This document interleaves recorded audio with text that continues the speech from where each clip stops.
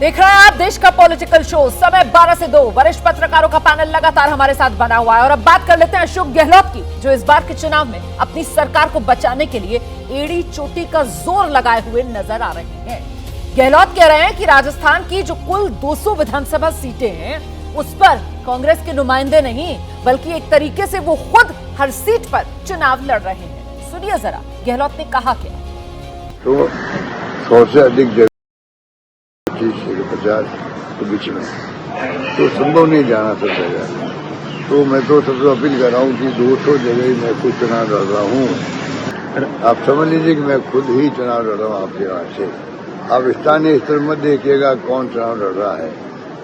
मेरा मानना है कि वह माहौल ऐसा बन गया है कि मेरे वक्त में जो स्कीम आई है, मेरे वक्त में जो कानून पास हुए, मेरे वक्त में जो गारंटी दी गई, 10 गारंटी पहले दी हमने महंगाई राशि शिविरों में, 7 गारंटी हम आगे के लिए दे रहे हैं, उसका बहुत बड़ा इम्पैक्ट है, बहुत बड़ा वेलकम हो रहा है।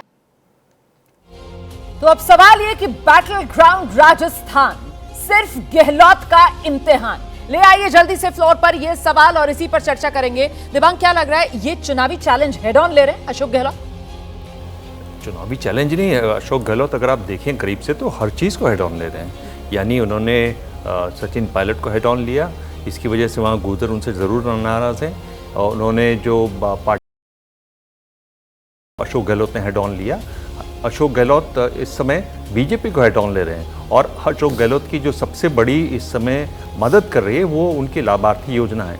लगातार उनकी योजनाएं ऐसी रहीं, चाहे वो महिलाओं को लेकर हों, पिछड़ों को लेकर हों, दलितों को लेकर हों, गरीबों को लेकर हों, और जो लगातार वो जो वादे कर रहे हैं, चाहे वो गैस सिलेंडर की बात हो, चाहे वो कम पैसे में राशन देना हो, राशन में उनका चाय और चीनी भी शामिल हो, स्वास्थ्य योजना, बिल्कुल आप बिल्कुल सही कह रहे हैं, स्वास्थ्य योजना शामिल हैं, वहाँ इंश्योरेंस की योजना है। तो ये लगातार उनकी जो राजनीति है वो ये है कि आप लगातार ये वायदे करो और उनको पूरा करने की बात करो, पूरा करके दिखाओ। इस आधार पर वो सीधे लड़ रहे हैं और सभी से लड़ रहे हैं। और ऐसा नहीं कि वो कमज़ोर हैं कहीं।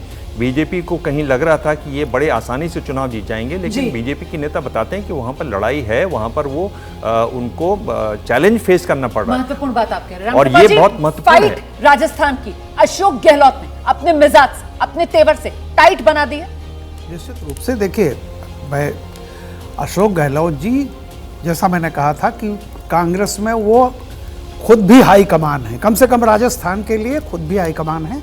और जो बीच में 5 सालों में हुआ है, आप याद जानिए, उनको अध्यक्ष बनाने का रहा लेकिन वो नहीं बने, मुख्यमंत्री रहे। तो बहुत सारी फाइट और सचिन पायलट के साथ उनका जो कुछ भी हुआ, लगा कि सरकार गिर जाएगी, मध्य प्रदेश में गिर गई, लेकिन राजस्थान में उन्होंने बचा लिया, नहीं गिरने दिया सरकार को। तो मेरा ये कहना है कि जाहिर सी बात है, जो भी राजस्थान में होगा उसका बहुत बड़ा श्रेय या जो भी कहते हैं अपयश या सपयश जो होगा वो गहलोत जी के ऊपर जाएगा।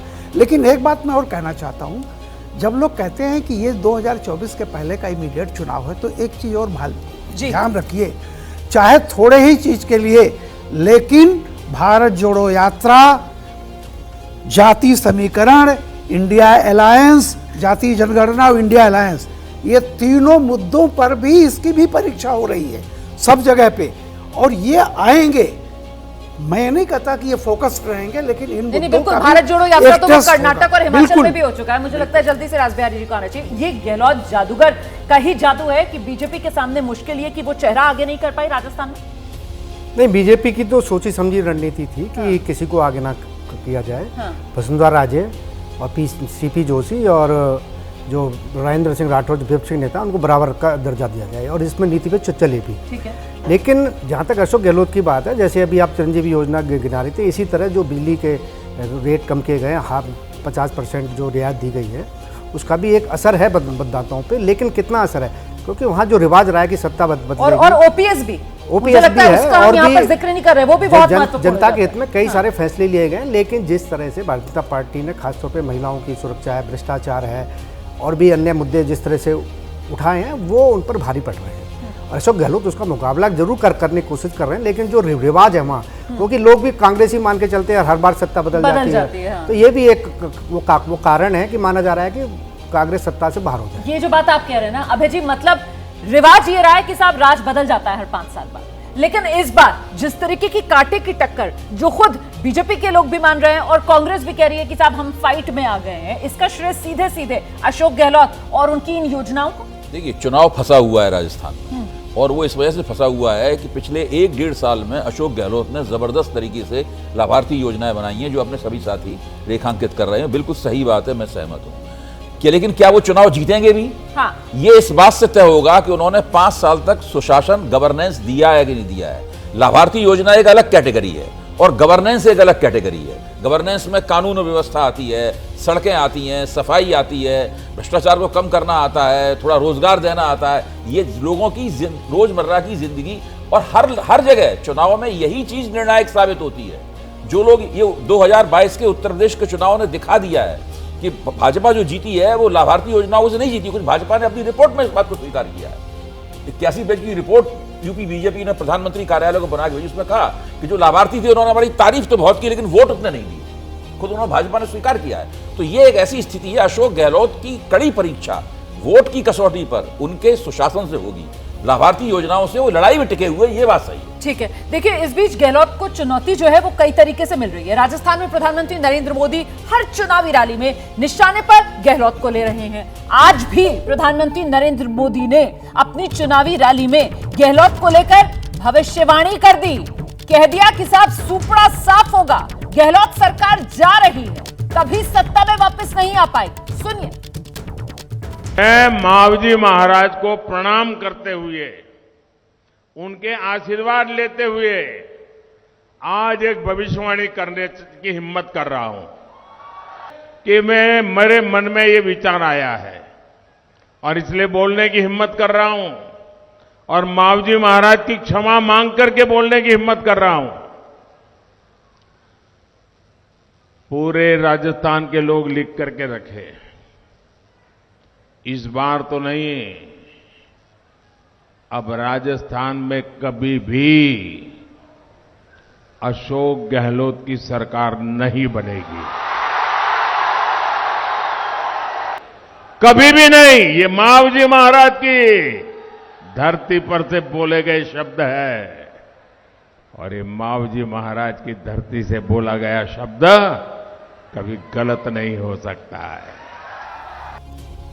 तो चुनावी रैली में प्रधानमंत्री नरेंद्र मोदी भविष्यवाणी करते हुए कि अब राजस्थान में कभी गहलोत सरकार नहीं आएगी, और वहीं दूसरी तरफ अशोक गहलोत इस चुनाव में राजस्थान के ये हुंकार भरते हुए कि हर सीट पर चुनाव मैं लड़ रहा हूं। इसके मायने क्या हैं दिबांग?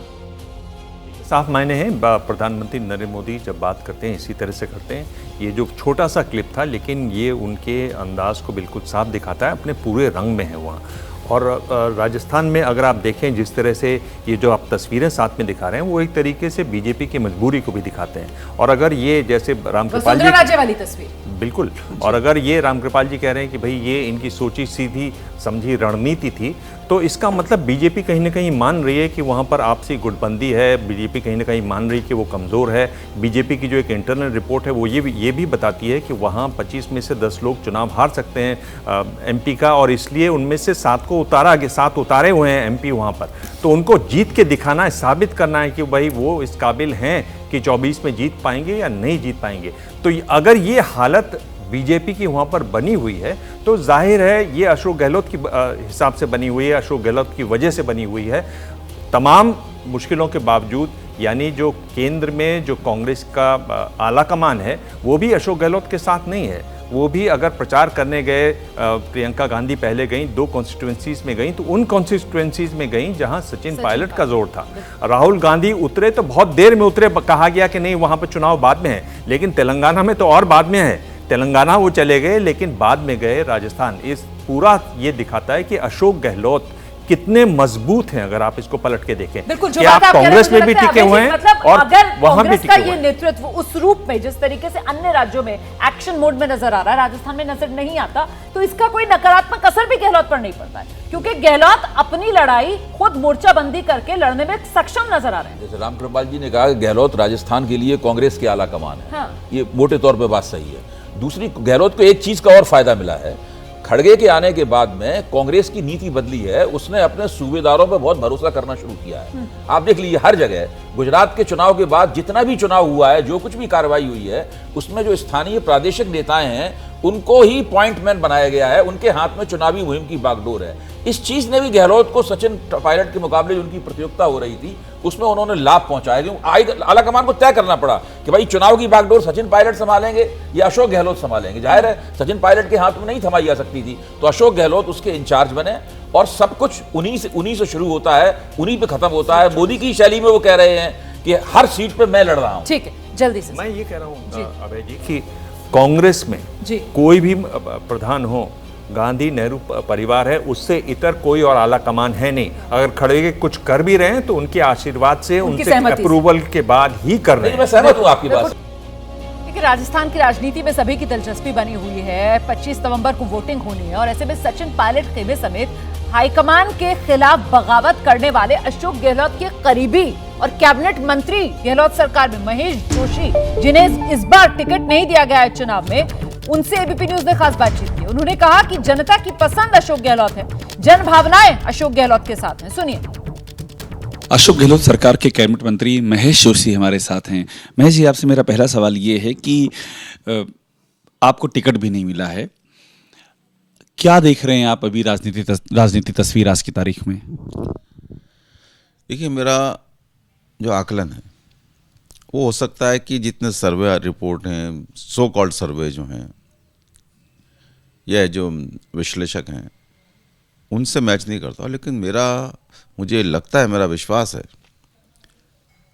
कि राजस्थान में दिसंबर 2023 में कांग्रेस फिर से सरकार बनाएगी और हम फिर से जनता की सेवा करेंगे। आप जितने सर्वे आ रहे हैं सबके उलट आप ये बात कह रहे हैं, इसका आधार क्या है? जन भावनाएं हैं। जन भावनाएं इतनी प्रबल हैं।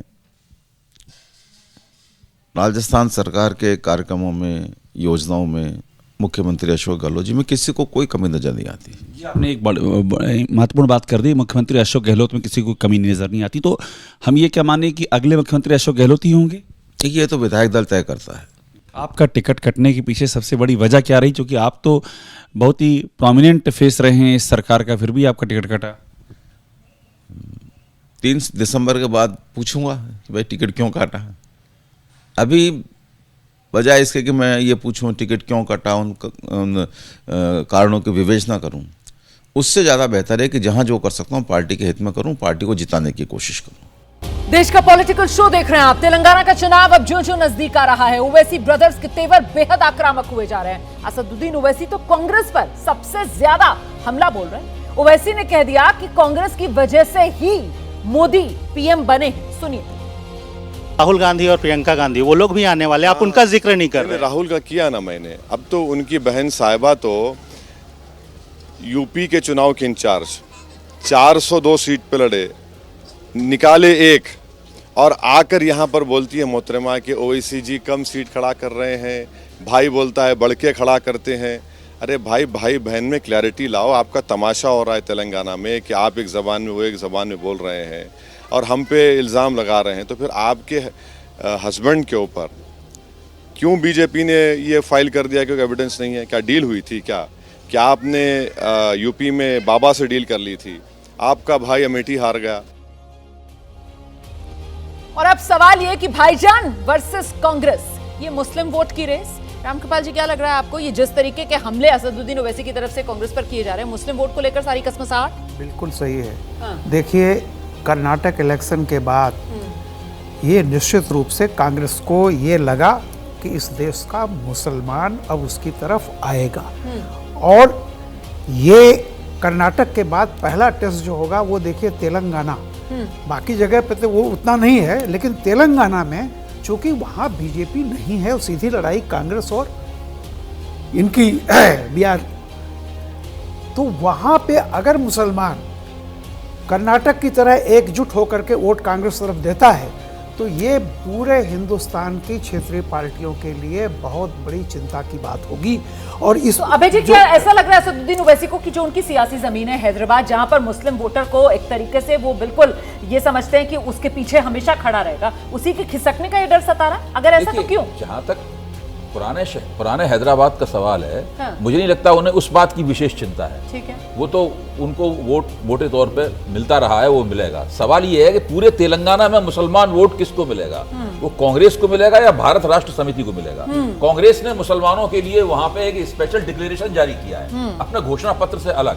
तो कांग्रेस का फोकस जो है ना अलग से मुसलमानों के ऊपर है, और इस बात को लेकर के चंद्रशेखर राव भी चिंतित हैं। इसीलिए हालांकि इनके साथ समझौता नहीं है स्पष्ट रूप से, पिछली बार था, इस बार नहीं है समझौता MIM का।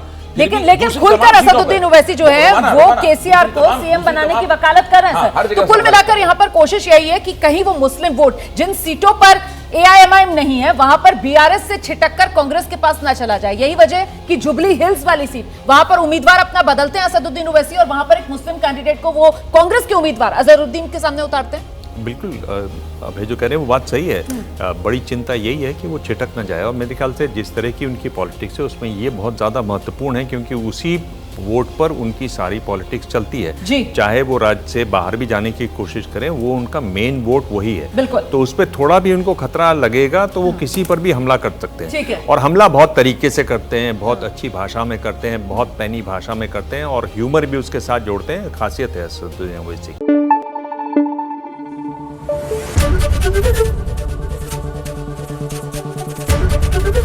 ABP न्यूज आपको रखे आगे।